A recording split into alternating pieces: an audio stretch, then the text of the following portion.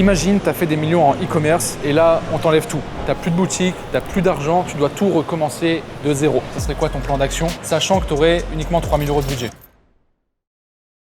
Pour cette vidéo, j'ai décidé de faire un format un peu plus détente. N'hésitez pas à me dire dans les commentaires si vous aimez ce type de format où il n'y a aucun script, où vraiment on est en mode totale transparence avec très peu de cuts.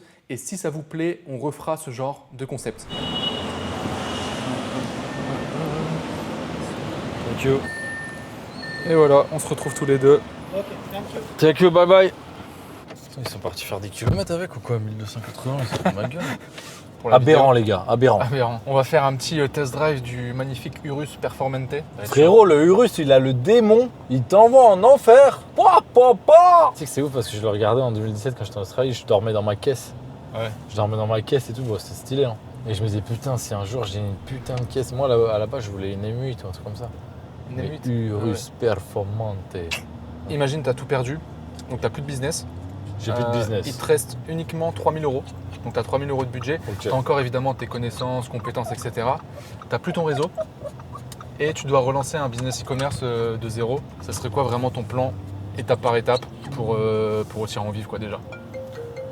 Putain Aurélien, tu casses les couilles. Je t'entends là, c'est bon, dis-moi. J'ai une question à 100 balles en 2 minutes. Ok. Si je te dis que j'ouvre une plateforme au UK, ça t'intéresse? Une plateforme UK pour livrer? Ouais.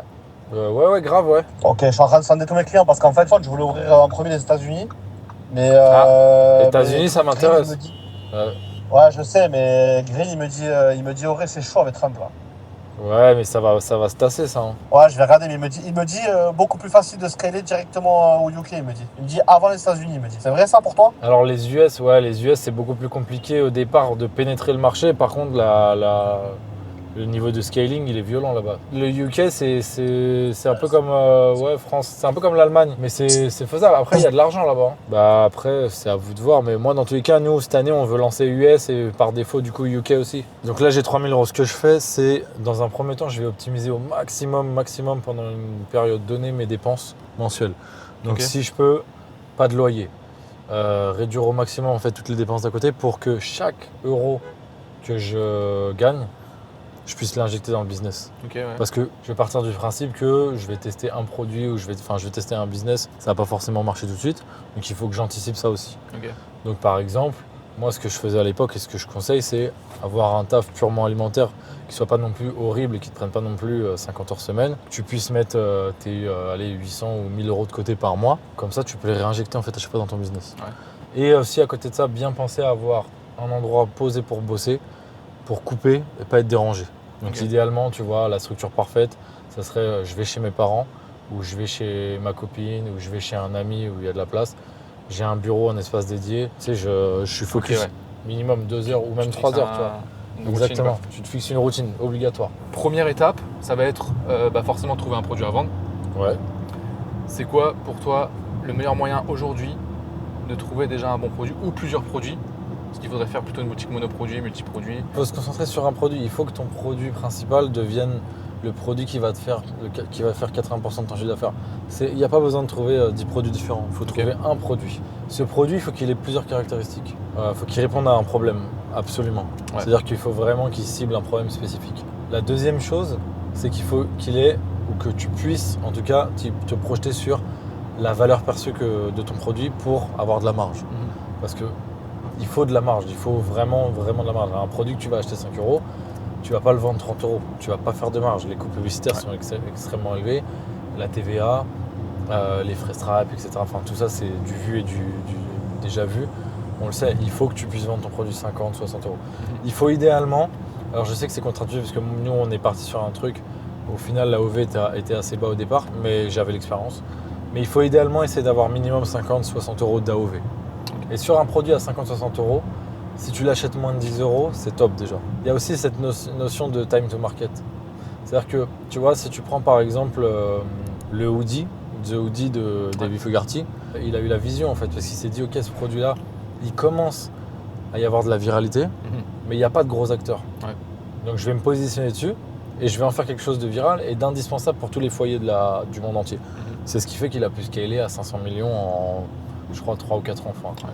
Et ça, c'est important. C'est-à-dire que si vous prenez un produit qui est vu et déjà vu, et qu'il n'y a aucun élément différenciant, il faut que vous ayez un élément différenciant. Si par exemple on est sur la cosmétique, vous pouvez vous différencier par un ingrédient spécifique, une formule spécifique, une action ou une application, une façon d'appliquer le produit de manière spécifique. Je vais te donner une connerie. Là, récemment, j'ai vu une marque qui s'est lancée sur la partie solaire. Tu vas me dire, ouais, mais les crèmes solaires, les brumes, il y en a plein. En fait, ce qu'ils ont fait, c'est qu'ils ont fait pour la première fois une brume. C'est une espèce de spray, mais solaire, avec un SPF. Okay. Donc en fait, c'est leur élément différenciant. Au final, il est sur quoi? Sur la partie, la façon de l'appliquer. Et après, la technicité du produit. Et après, avec un bon marketing et tout, ils ont réussi. Ils sont passés dans qui veut être mon associé et tout. Du coup, ça, c'est pour les critères produits. Critères produits, ouais. Donc, gros marché. Concurrence pas dérangeant parce que tu peux te différencier. Un produit qui répond à un problème et une grosse marge. Ça, c'est vraiment les basiques. C'est basique, ouais. Maintenant, comment concrètement tu fais pour trouver ce type de produit? Je vais toujours, le truc classique, c'est tu vas scroller. En vrai, scroller sur les réseaux sociaux et cliquer sur énormément de pubs à tendance virale et des produits sexy, des vraies marques. Je parle pas de cliquer sur la pub dropshipping et tout. Tu vas trouver énormément de produits.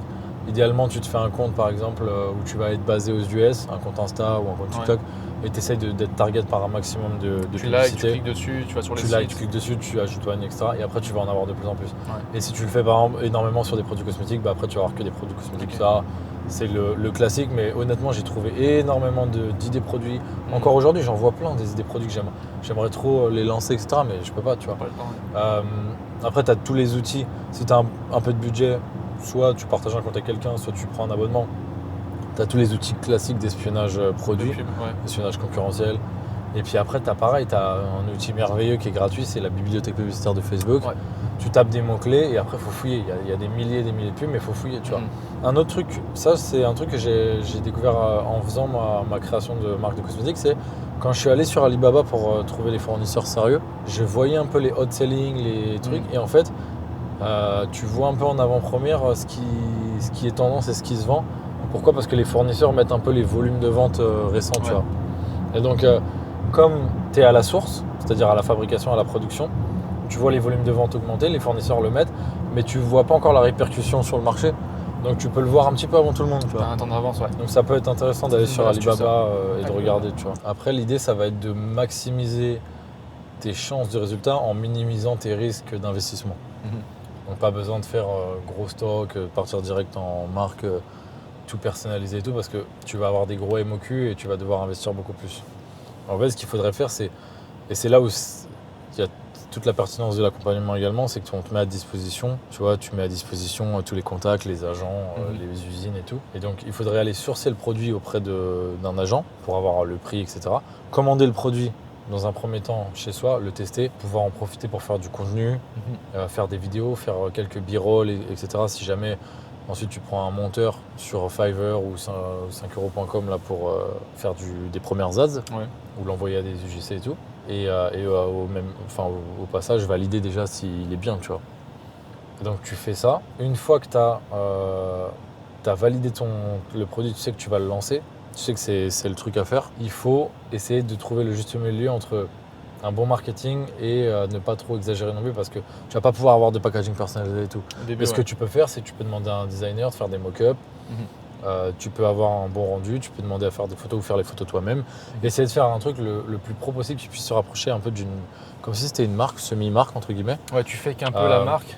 En fait, c'est un peu le fake until you make it comme j'ai fait au début. Bon, moi c'était un peu différent parce que je l'ai fait juste pour tester, rembourser et après passer la commande parce que j'avais déjà l'expérience et les fonds. Mais tu peux faire ça. Je l'avais fait il y a longtemps avec le masseur pour le dos. Donc tu fais un design, un mock-up de box. Tu fais ton truc, tout est carré, tout est beau et tout sur la page produit. Tes photos sont personnalisées. En plus, aujourd'hui, avec ChatGPT et la nouvelle mise à jour sur la création d'images, tu peux avoir un rendu de malade. Vraiment avec les bons prompts et tout, tu vas avoir un rendu de malade. Et tu vas essayer d'optimiser au maximum tes publicités et ton marketing pour maximiser tes chances de résultat dès le lancement. C'est-à-dire que tu ne vas pas faire la énième vidéo UGC. Non, tu vas réfléchir quels sont les pain points de ta cible potentielle et tu vas créer 2-3 hooks différents, tu vas écrire ton script. Si tu ne sais pas écrire un script, pareil, ça s'apprend en fait. Tu vas maximiser les 2-3 scripts, tu vas essayer d'aller vraiment toucher les points sensibles de tes potentiels clients et tu vas leur introduire la solution, donc ton produit. comme la solution ultime ou une des solutions possibles à leur souffrance ou à leurs problèmes. Et donc il faut que tu aies des vidéos assez quali au départ, sans trop investir, mais ça franchement, avec l'IA, avec un peu de débrouillardise, tu vois, et des freelances là sur Fiverr, tu peux vraiment avoir des belles vidéos, tu peux vraiment avoir 2-3 vidéos minimum sympas à lancer pour optimiser tes chances de Pour faire des ton ventes, premier tu vois. test, quoi. Voilà, faire tes premiers tests. Donc là, l'idée, c'est tu essaies vraiment de ressembler à une marque pour te différencier de tous les dropshippers qui Ouais, prennent parce les mêmes que photos, les mêmes contenus. si tu ressembles à la énième page de dropshipping, les gens ils sont au courant maintenant. Ouais, ça marchera Tu vas pas. peut-être avoir une commande d'un mec qui vit encore dans une caverne ou quoi que ce soit. Ouais. Mais enfin, tu vas pas, ça sera inscalable, tu vas pas être stable, les coûts par acquisition et tout. Enfin, moi j'ai du mal je peux pas dire que ça va marcher, tu vois. Ouais. Donc, il faut maximiser la marque. L'idéal, évidemment, c'est de faire du stock pour vraiment un packaging, etc. Mais tu prends un risque supplémentaire au niveau du budget. Tu prends un risque, ouais, parce qu'en fait, on va te demander, par exemple, l'agent il va te dire, bon, bah, minimum 30 pièces, tu vois, le stock. Et tu n'auras pas le carton personnalisé et tout. Ouais. Donc tu vas payer, je sais pas, ton produit te coûte 5 €, 30 balles, tu vois, tu payes déjà 150 € de stock. Et puis tu vas en faire quoi de ces 150 € de stock si jamais ça marche pas du tout? C'est un peu con. Donc tu essayes de faire un petit fake it comme j'aime les faire, mais sans arnaquer. Hein. L'idée, c'est pas d'arnaquer les gens et tout. Hein. C'est juste de vraiment proposer une expérience qualitative, de projeter la personne comme si c'était une marque. Et quand il y a les commandes, d'avoir un super SAV, d'assurer derrière et de valider l'idée. Et dès que tu valides, là par contre, pour le coup, tu mets les bouchées doubles. Et c'est-à-dire que là, tu passes petit stock, toujours en dropshipping, mais petit stock avec ton agent. Combien c'est pour avoir le carton personnalisé, combien c'est pour avoir la petite notice si jamais il y a besoin d'une notice, comment je fais pour personnaliser tout ça et augmenter au fur et à mesure la valeur perçue et la qualité du service, tu vois. Et toi, ta stratégie, ça serait vraiment tout de suite tester en publicité, pas genre d'organique sur les réseaux ou d'autres stratégies? Alors moi, j'ai jamais été très bon, j'ai jamais trop essayé parce que je suis de la vieille école, entre guillemets. Donc j'ai pas trop master le truc de TikTok, organique et tout. Je sais que il y a des mecs qui ont réussi à faire des gros chiffres avec de l'organique et du coup de la belle marge. Moi, je serais plus sur la stratégie classique de j'ai 3-4 créatifs super quali. Je pars en test direct, tu vois, avec 100 € par jour. Tu vois, on est parti du principe, tu as 3 000 €, tu as bien structuré ton environnement et tout, tu as un peu d'argent à dépenser, à réinvestir dans les pubs. Il faut y aller, quoi. Faut pas avoir peur à un moment de dépenser. Tu vas apprendre en dépensant, de toute façon. Ça s'apprend, t'apprends que en dépensant. Il n'y a pas trop de secret sur cette partie-là. Ouais. Ok, donc tu testes, tu dépenses quelques centaines d'euros pour voir. Ouais. Là, tu as plusieurs cas de figure. Tu as le cas numéro 1, vraiment zéro retour. Stats éclaté. Ouais. Est-ce que tout de suite tu te dis, ok, je passe à un autre produit? Ou tu te dis, non, si j'ai choisi ce produit-là, c'est qu'il y a un truc, donc c'est peut-être juste mon angle qui est pas bon, donc je reteste des nouvelles pubs. Comment tu vois le truc? Alors là, encore une fois, c'est très subjectif. C'est pour ça que l'accompagnement, il a beaucoup de sens, il fait sens. Parce que c'est du cas par cas, quoi. Quand tu es débutant, c'est tellement difficile de s'auto-juger et de savoir si ton travail...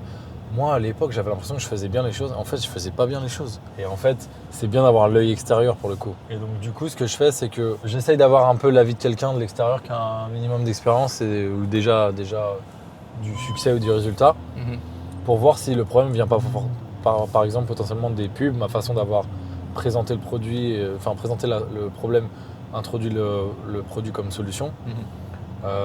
Est-ce que j'ai bien paramétré mon truc et tout? Aujourd'hui, bon, c'est hyper facile, hein, le ciblage, il n'y a même plus besoin de s'en occuper. C'est stratégie, broad, ça, il n'y a vraiment pas de souci. Une campagne, un ad set, tu mettais 2 ou 3 créatives avec les hooks différents et c'est réglé, tu vois. Mais s'il n'y a vraiment pas de résultats et des stats pourris, après avoir consulté quelqu'un, ouais, je pense qu'il faut réfléchir à passer à autre chose, tu vois. Ok. Et c'est intéressant ce que tu dis parce que en fait, c'est le problème très souvent qui arrive. Les gens lancent un truc et après, ils ne savent pas prendre la décision. Est-ce que je continue? Et en fait, si tu n'as pas l'expérience, justement, si tu n'as pas quelqu'un qui peut te dire bah là, dans telle situation, il vaut mieux faire ça, parce que tu peux pas avoir une matrice où si tu as ça comme stade, tu fais ça. C'est que du cas par cas. J'avais essayé un moment de faire un Miro avec des prises de décision en cas de tel cas de figure. En fait, tu as toujours un truc qui varie. C'est ça. Bah oui. Genre, pour le coup, là, c'est vraiment bien d'avoir un coach et d'avoir quelqu'un qui sache te dire et qui puisse te dire en fait quoi faire. Moi, franchement, en un coup d'œil, sans me vanter, mais toi, maintenant, coup d'œil, tu me montes ton truc, tu me montes tes pubs, je regarde les stats, je sais ou pas si déjà il y a un potentiel, tu vois. C'est hyper, je sais pas, c'est un truc qui est en moi, ça fait 7-8 ans, ça s'appelle l'expérience, tu vois. Mais à l'époque, j'aurais pas pu savoir. Ok. Donc dans le cas où ça marche pas, là, ça va vraiment être du cas par cas. C'est du Potentiellement cas par changer cas. ou peut-être retester. Là, il faut avoir un avis extérieur. C'est extérieur. Et deuxième cas, ça prend. Donc tu as des ventes, tu vois qu'il y a un intérêt. C'est quoi la phase d'après? Donc tu sais que ton produit il est validé, que tu vas vendre. Ça, c'est ouf. Enfin, c'est la meilleure sensation du monde. Déjà, tu vas être trop content parce que tu vas te dire putain, tout le travail que j'ai fait là. Ouais. Tu vois, parce que mine de rien, tu vas peut-être passer plusieurs semaines, voire même un mois au début, vu que tu es débutant.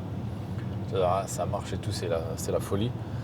Donc, déjà, première chose à faire, c'est je vais analyser est-ce que je suis break-even, est-ce que je suis bien, enfin, est-ce que je suis déjà rentable.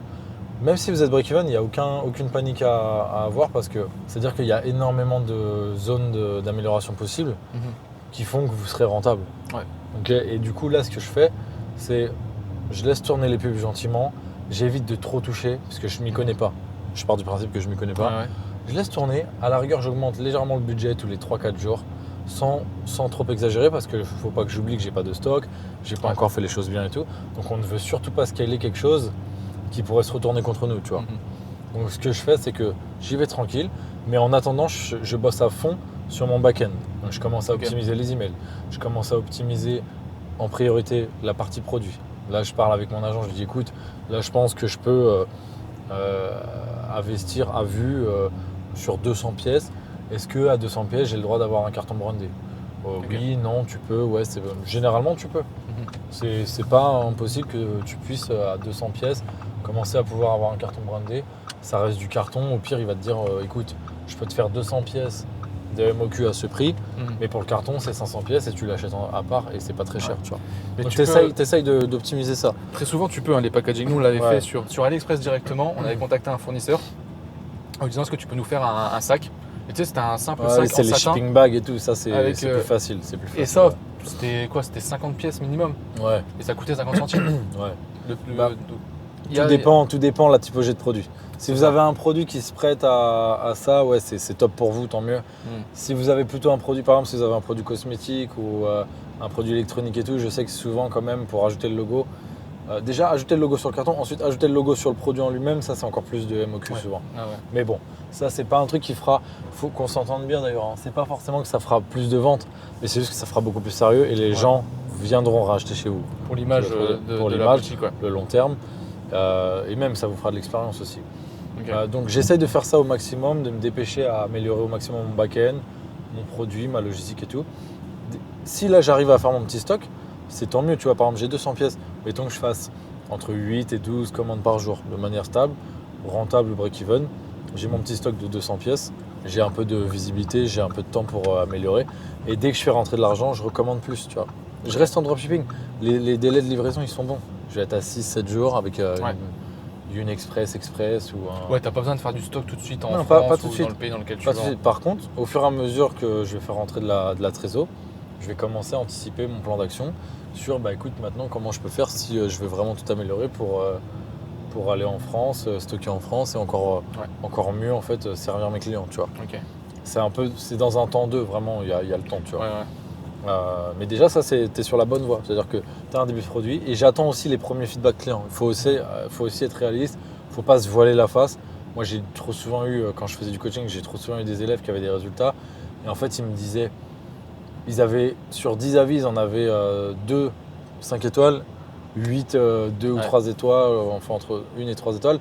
Et en fait, ils se voilaient la face. Ouais, les gens sont contents de mon produit. Ouais, non, en fait, si tu regardes la moyenne, gros, ils sont pas contents.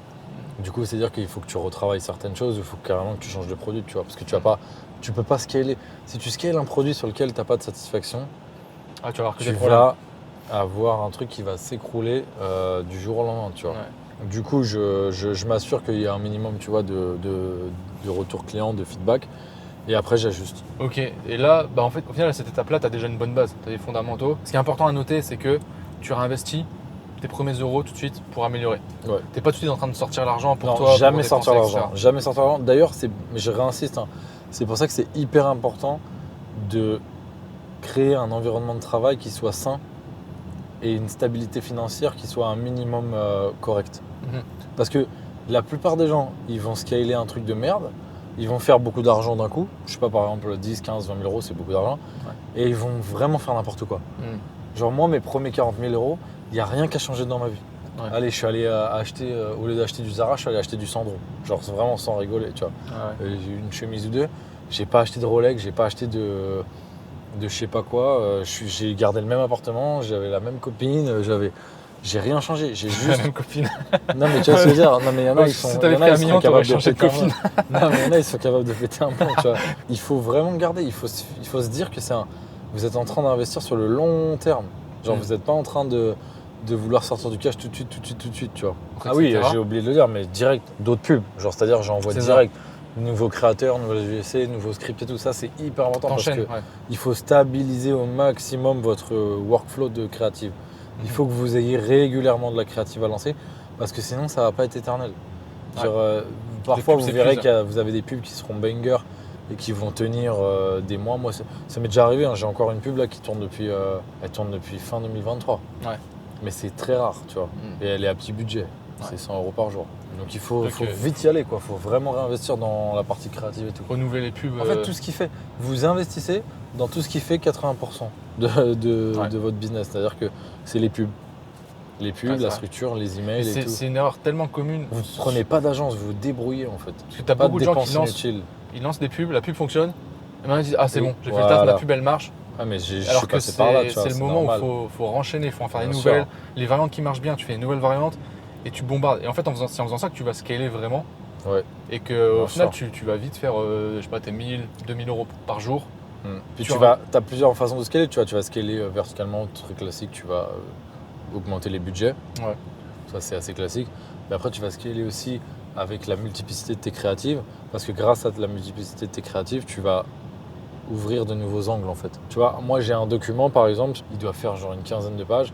On a tous nos avatars potentiels, tous les pain points, littéralement toute leur vie en fait, toute la biographie d'une personne et tout. Et en fait, on va tester plein d'angles avec des hooks différents. Ouais. Et c'est ce qui fait qu'on maintient un certain niveau de scale grâce au créatif, tu vois. Un autre aspect, ça va être la partie légale. Ouais. Est-ce que dès le départ, quand tu te lances dans toute ta première boutique, il faut que tu te déclares, que tu as un statut et que tu crées une société ou pas? Parce que je sais que c'est une partie qui fait peur aux gens. Ouais. Aujourd'hui, moi à l'époque, pour être auto-entrepreneur, c'était une galère. C'était des formulaires trop chelous et tout. Ah ouais, je me rappelle. Aujourd'hui, il y a littéralement tout. C'est hyper facile hein, d'être entrepreneur. Ouais, t'as des Franchement, sites, moi je fais partie de ceux qui vont vous dire lancez-vous à fond, donc engagez-vous. Et ça va, en fait, ça va aussi vous obliger. C'est-à-dire, vous ouvrez votre statut, vous ouvrez le petit compte en banque pro là qui va bien, le Shine ou le Revolut, Ouais.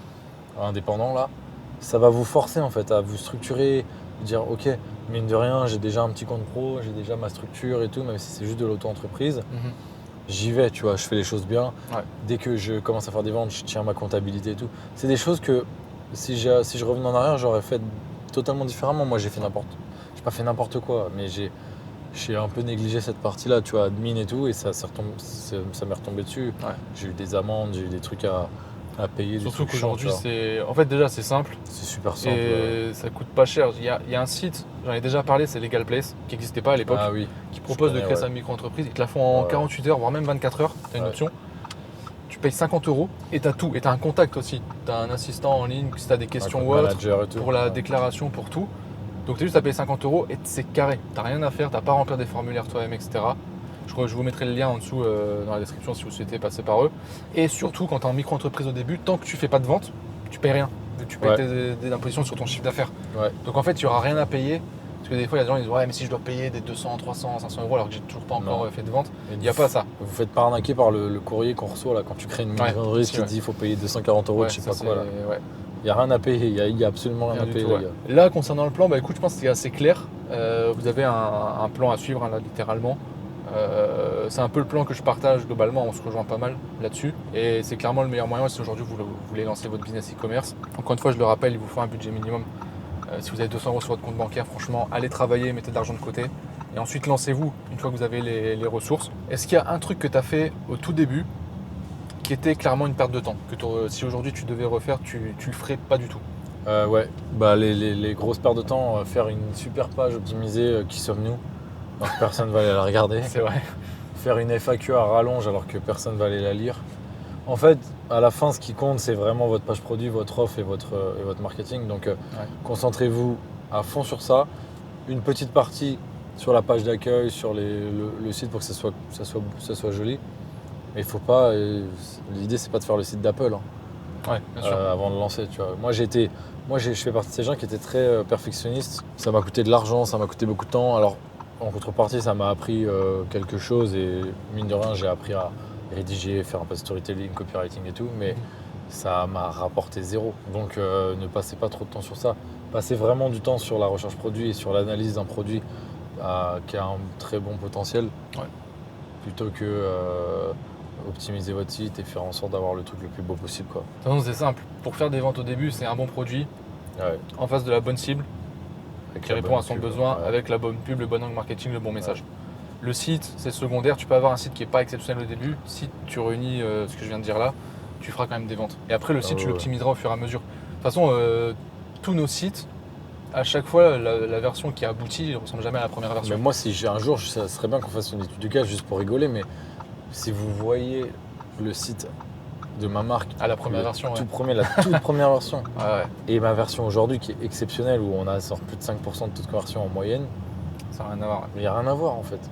Et pourtant, ça ne m'a pas empêché d'être ici, tu vois, C'est ça. de faire ces résultats. Donc vraiment, leçon de gens qui ont de l'expérience, ne perdez pas de temps.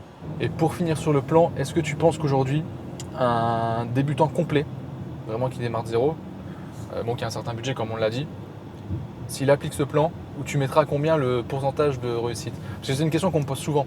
On me dit ouais, si je me lance, j'ai combien de chances de réussir, etc. Comment tu vois cette question-là? C'est difficile. Concrètement, si tu appliques le plan et que tu laisses le temps au temps de faire les choses, c'est bête, mais ça, tu peux pas rater. Ouais, je suis d'accord. Par contre, c'est vraiment une question de patience. C'est même plus qu'une question de patience. Et d'ailleurs, c'est la qualité, je pense, une des qualités numéro 1 à avoir en tant qu'entrepreneur, c'est la résilience, tu vois. Ouais. Ça, c'est non négligeable. En fait, dès que tu commences à te poser la question de j'ai combien de chances de réussite, t'as déjà pas le bon mindset. Ouais, c'est pas faux ça. En fait, si tu le fais, c'est pour réussir. Ouais, tu te dis je le fais, je vais réussir, c'est tout. Comme il dit, c'est une question d'état d'esprit. Il y a 100% de chances de réussir si vous appliquez le plan et si vous croyez en vous. Il n'y a pas de... C'est ça. En fait, si tu travailles, tu as la bonne méthode, tu passes à l'action, tu travailles, tu fais, à un moment, forcément, tu réussis. Ok, si tu avais un dernier mot pour conclure la vidéo, à dire, à donner, ce que tu veux. Tu as le champ libre, ça peut être un mot, une phrase, n'importe quoi, franchement.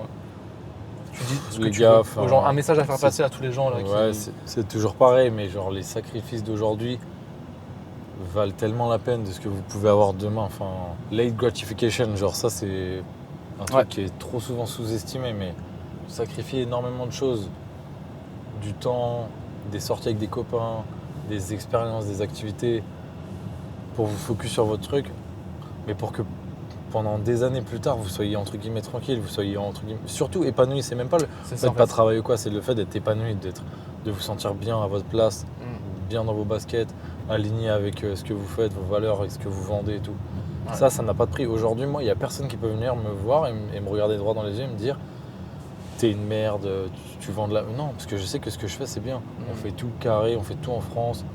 C'est un autre niveau après, vous avez le temps, mais je suis super fier de mes produits, super fier de mon équipe. Et ça n'a même pas de prix en fait. Ça n'a pas de prix. On arrive au terme de cette vidéo et tu as pu le voir, il n'y a pas de secret, pas de formule magique, juste un vrai plan, de la clarté et une bonne exécution. Et la bonne nouvelle aujourd'hui, c'est que toutes les erreurs que Nicolas a pu faire ou que moi-même j'ai pu faire, tu vas pouvoir les éviter. Tout ce plan d'action, toutes ces étapes, tous ces raccourcis, tu peux y accéder dès maintenant. J'ai réalisé une vidéo très détaillée sur ce plan d'action. Tu as juste à cliquer sur le premier lien en description et à découvrir tout ça maintenant. Si tu as des questions suite à cette vidéo, n'hésite pas à les poster en commentaire. Et sur ce, je te souhaite une très bonne journée et je te dis à très bientôt pour une prochaine vidéo. Ciao!